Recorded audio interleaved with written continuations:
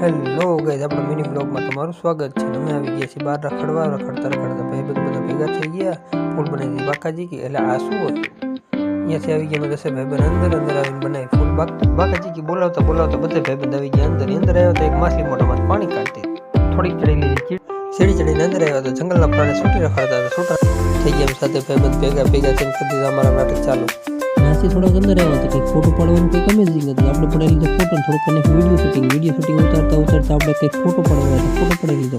Finally આપણે રમતા હતા ગેમ.